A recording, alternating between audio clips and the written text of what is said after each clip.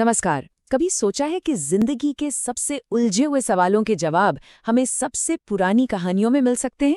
तो आज हम गीता के एक श्लोक में झांक कर देखेंगे और जिंदगी जीने का एक बहुत ही सरल लेकिन गहरा राज समझेंगे। चलिए शुरू करते हैं। अथ व्यवस्थितान् दृष्ट्वा धार्तराष्ट्रान् कपिध्वजः प्रवृत्ते शस्त्र संपाते धनुरुद्यम्य पांडवः। तो इस प्राचीन श्लोक का आज की जिंदगी में क्या मतलब है? देखिए, ये सिर्फ कोई पुरानी कहानी नहीं है, ये तो एक ऐसे पल के बारे में है, एक ऐसा पल जहां सच में सब कुछ दांव पर लगा होता है। जरा सोचिए, अर्जुन युद्ध के मैदान में खड़े हैं और उनके सामने कोई अनजान दुश्मन नहीं, बल्कि उनके अपने ही लोग हैं, उनके अपने ही रिश्तेदार। ये एक बहुत ही ज्यादा प्रेशर वाला पल है, पर वो क्या करते हैं? वो उस काम के लिए तैयार होते हैं जो उन्हें करना ही है। वो अपना धनुष उठाते हैं। अब ये सुनने में तो एक छोटा सा काम लगता है ना? पर यकीन मानिए, सबसे बड़ी सीख वो इसी एक एक्शन में छिपी है। इतनी सारी भावनाओं के तूफान के बीच भी वो कर्म करने का रास्ता चुनते हैं। चलिए अब हजारों साल पीछे से सीधे आज की दुनिया में आते हैं। अर्जुन की जो ये उलझन थी ना, वो असल में हम सबकी उलझन है। तो सवाल ये उठता है कि यहाँ असली लड़ाई किस चीज से है? क्या ये सिर्फ बाहर की दुनिया में लड़ी जा रही है, या हमारे अंदर भी कोई युद्ध चल रहा है? असल में ये जो लड़ाई है ना, इसे कहते हैं एक्शन पैरालिसिस।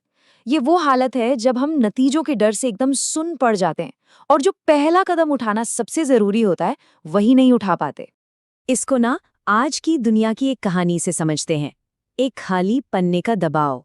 मान लीजिए एक नौजवान प्रोफेशनल है, उसे अपने करियर का अब तक का सबसे बड़ा प्रोजेक्ट मिला है, मतलब एक शानदार मौका, पर साथ ही एक बहुत बड़ा प्रेशर भी।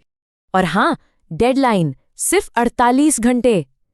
अब सोचिए प्रेशर कितना ज्यादा बढ़ गया होगा। तो अब होना क्या चाहिए? काम शुरू होना चाहिए ना, पर होता क्या है? वो इंसान ये सोचने लगता है कि क्या क्या गलत हो सकता है। यार, अगर फेल हो गया तो? लोग क्या कहेंगे? कहीं मैंने अपनी टीम को निराश कर दिया तो?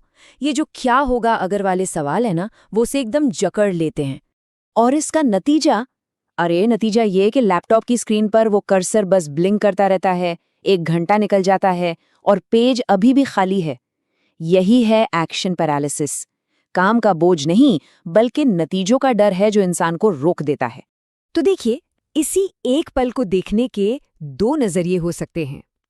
एक जो हमें रोक देता है और दूसरा जो हमें आगे बढ़ने की ताकत देता है। देखिए, हमारी कहानी का जो किरदार था, वो नतीजों के डर से एकदम फ्रीज हो गया था, जबकि गीता का रास्ता क्या कहता है?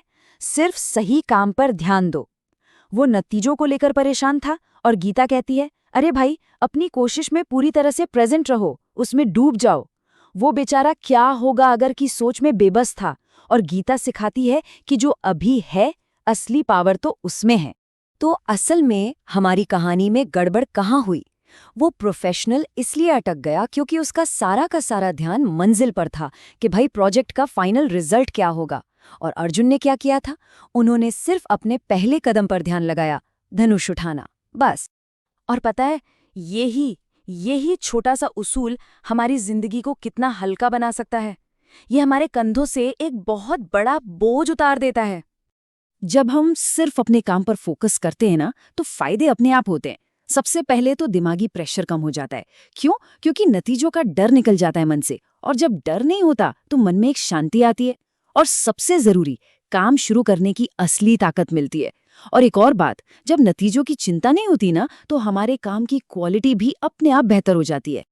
अब इसका मतलब ये बिल्कुल नहीं है कि भविष्य के बारे में सोचना ही छोड़ दें।